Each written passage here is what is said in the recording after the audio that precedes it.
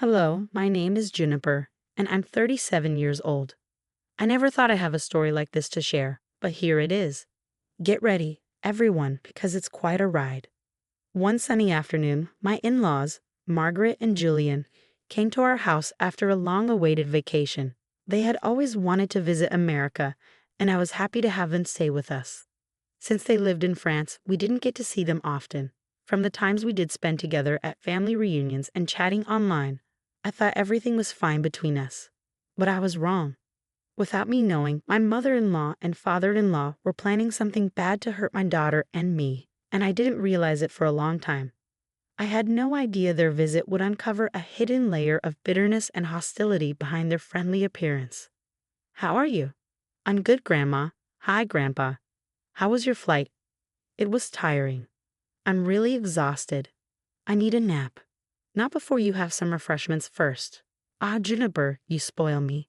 "Hello, Mom. Hello, Dad. I'm glad to see you're doing well." "Yes, yes, my son. We made it. Thank God." "Hey, speak English, you two. We want to be part of the conversation too. This is just your cue to brush up on some French, dear." From this conversation, you'd think we were just a big, happy family. I thought so too. But what happened next will make you rethink those overly nice family members you have. You see, if it wasn't clear before, I'm married into a French family, taking on a new culture and language with my husband, Nicholas. While I hadn't become fluent in French, I knew enough to sense when something was wrong. Margaret and Julian always acted warm and loving when Nicholas was around, hiding their true feelings about me and my daughter, Ashley. I began to see their true colors when my husband went to work. As a housewife, I spent most of my days at home, taking care of our household and family. With my in-laws visiting, I made sure to be home so we could catch up. Ashley had just finished her freshman year of university and was home for the summer, so she and I finally had time to spend with our relatives.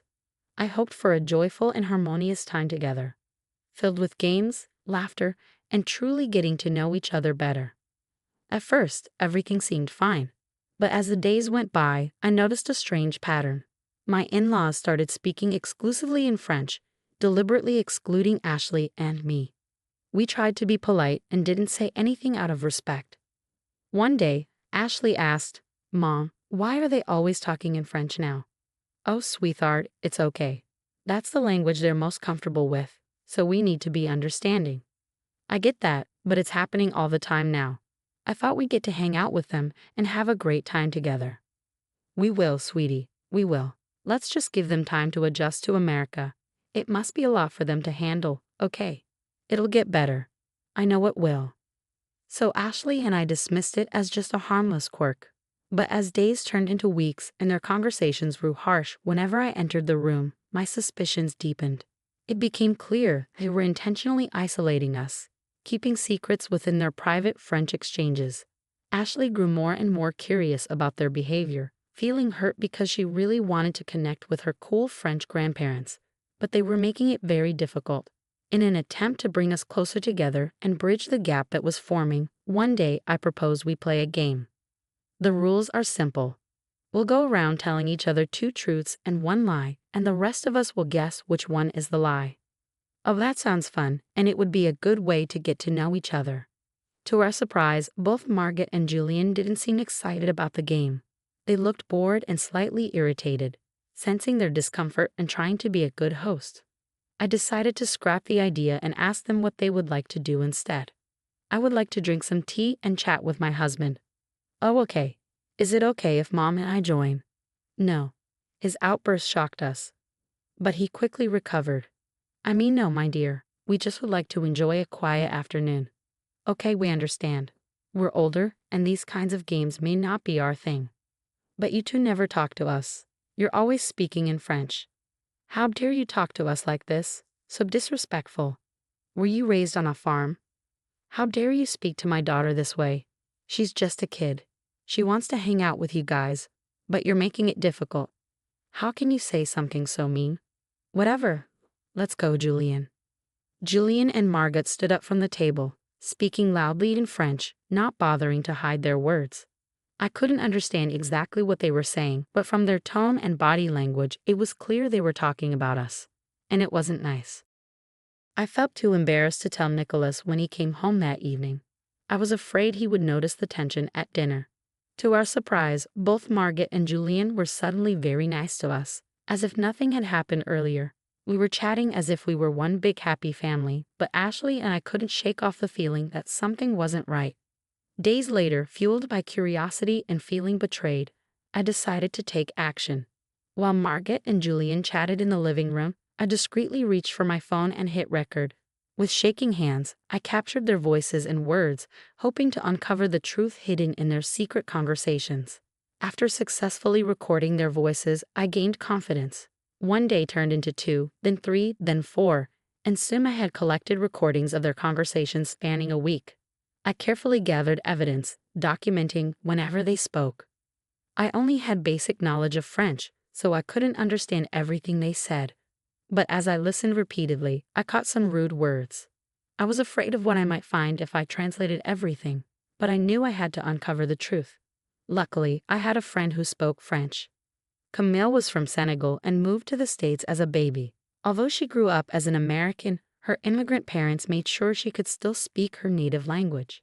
She was the perfect person to help me decipher the information. I called her and asked her to come over. Once she arrived, I took her to the back of the house so Margaret and Julian wouldn't see her. Camille and I found a moment alone outside to talk. I poured my heart out to her, sharing all the strange behavior and my growing suspicions. Camille was incredibly supportive, promising to help me uncover the truth.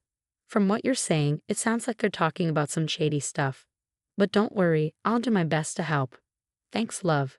You're a lifesaver. Just being a best friend. As I played the audio for Camille, her face went pale, and she started trembling. Camille, what's wrong? I can't breathe. Panic attack. She was gasping loudly for air, and I started to feel scared too. I never expected her to be so overwhelmed by what she heard.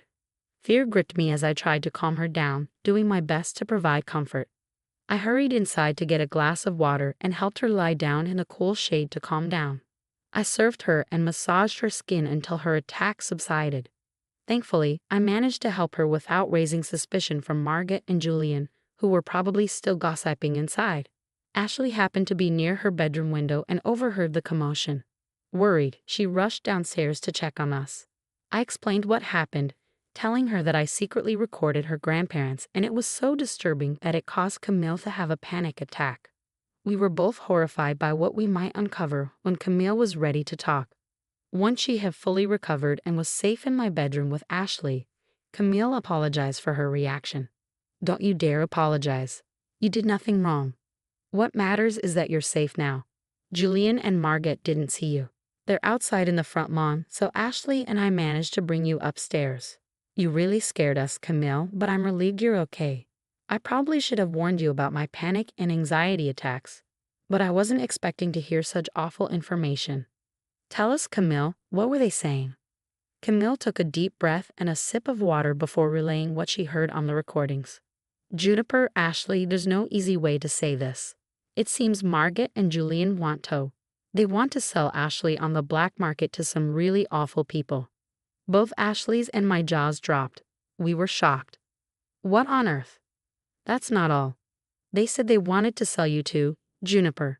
They plan to fake your deaths in a car accident and make it look like your body's burned up in flames so there's no evidence. They thought they'd make a lot of money from Ashley because she's young. I feel sick. They were so cold and heartless about everything, you guys. Like I didn't care at all that they were going to sell you to such twisted people. That's why I had a panic attack. I'd never heard someone talk so openly about such a terrible crime. You can take a break if you need to, both of you. It's a lot to handle. Why aren't you crying? Aren't you sick, Mom? Of course I am, but right now, I'm just angry. They threatened to hurt you, Ashley, and for that, I will never forgive them. They said more awful things, but I'll spare us the details, at least for now. Camille, Ashley, and I felt extremely scared and sick. We couldn't believe we'd been living with criminals for a month. I was filled with rage. I wanted to confront them, but Camille stopped me. June, I understand you're upset, but you can't go down there and confront them. What do you mean? They threatened my daughter's life. I know, Juniper. I just don't think it's safe for you to confront them without a plan. You live with these people. Who knows what they might do if they feel threatened? You're right. We have an advantage because we know their plans. We can't lose that. So what's the plan? We're getting out of here. What? Yes. Pack your essentials and lock your door, just in case. I'll do the same. Camille, help Ashley while I call Nicholas. Okay, we'll be back when we're ready. Once they left the room, I couldn't hold back my tears. I felt so overwhelmed by everything I had heard, but I was relieved to know the truth, even if it was painful. I called Nicholas and told him everything. I explained how his parents had been treating us, the rude outburst towards Ashley, and the recordings with Camille's translations. I'm sure you'll understand what they mean. Camille didn't give all the details, but enough to know we're not safe here. I'm taking Ashley to Camille's house after I finish packing, but I had to tell you everything. I know it's a lot to take in. Yeah, that's a lot. I'm sorry I didn't tell you sooner about the other stuff. I thought I could handle it. I didn't want to upset you. Let me listen to the audio, okay? I'll get back to you. We ended the call, and I continued packing, keeping an eye on the window to see if Margaret and Julian were still outside. When I finished packing, Camille and Ashley returned to my room. Just then, I received a call from Nicholas. He sounded extremely upset. Who wouldn't be after finding out their parents were criminals? He said we needed to leave immediately and that he'd meet us at Camille's place. We quietly got into the car parked in the garage and drove off. Margaret and Julian saw us leaving and called me, but I ignored the phone. Once we arrived at Camille's house, I called the police and directed them to Margaret and Julian's house. 30 minutes later, Nicholas arrived at Camille's place. We hugged and cried for a while Camille updated us on the police raid. The police had arrested Margaret and Julian. Nicholas explained that before coming to Camille's, he had stopped at the police station to give them the evidence I had sent digitally. With the evidence, it was easier for the police to handle the case. Although we weren't there to see it, I'm sure Margaret and Julian were shocked as the police stormed into our home. They were swiftly arrested due to the serious crimes they were accused of. The once proud couple now stood exposed as the criminals they truly were. News of their arrest quickly spread throughout the community, causing shock and disbelief among our acquaintances and neighbors. It was surreal to experience such a dramatic event in our ordinary lives. The revelation of their involvement in human trafficking shocked the town, destroying the image of respectability they had carefully crafted over the years. The legal proceedings were difficult, but the evidence I gathered helped build a strong case against them. Their actions were exposed in court, leaving no doubt about their guilt. The jury, horrified by their crimes, unanimously found them guilty on multiple charges related to human trafficking and conspiracy. As the judge delivered the verdict, there was a sense of relief and satisfaction in the courtroom.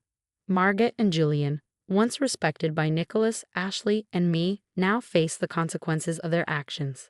They were sentenced to long prison terms and would also face trial in France, where laws regarding such crimes are stricter. This meant we wouldn't see them for a long time, and given their ages, they would likely spend the rest of their lives behind bars. They were considered a serious threat to our family, and their sentences ensured they would be kept away from society. Good riddance. Their arrest and conviction made national news, serving as a warning to others who thought they could commit such crimes without consequences. It was a victory for justice and a reminder that everyone is accountable under the law. While the legal process dealt with their crimes, Ashley, Nicholas, and I focused on healing and rebuilding our lives. The betrayal by Margaret and Julian left lasting scars, especially for Nicholas. But we stood together, supporting each other as we navigated the aftermath of their arrest and worked to overcome the trauma we had endured. Our bond grew stronger through it all. Ashley, how are you feeling these days? You've shown incredible strength through everything, I asked, breaking the heavy silence that filled the room. Ashley took a moment to gather her thoughts before responding, her eyes reflecting a mixture of resilience and vulnerability. Honestly, Mom, some days are still really tough, but overall, I'm feeling better. Therapy has helped a lot, and expressing myself through art has been therapeutic. I still have moments of fear and doubt, but I'm learning to cope with them. Nicholas reached out, gently squeezing Ashley's hand in support. We're so proud of you, Ashley. You've handled this with such courage and grace. Remember, we're always here for you, no matter what. I nodded in agreement, feeling a swell of pride and love for my daughter. Yes, Ashley, we're here to support you every step of the way. We've come a long way, but there's still healing to be done. Let's continue to lean on each other and move forward together. With renewed determination and a shared sense of resilience, we embrace the challenges ahead, knowing that as a family, we could overcome anything. It hasn't been easy, Mom, but I'm making progress. Art has become my safe place, a way to express and let go of the pain. And therapy is helping me see things differently and trust again. We're so proud of you, Ashley. Your strength inspires us every day. We're here for you always. That's right, sweetheart. We're in this together, supporting and lifting each other up as we move forward. We've come a long way, and our future looks brighter. Thank you both. I don't know where I'd be without your love and support. We've faced challenges, but we've grown stronger.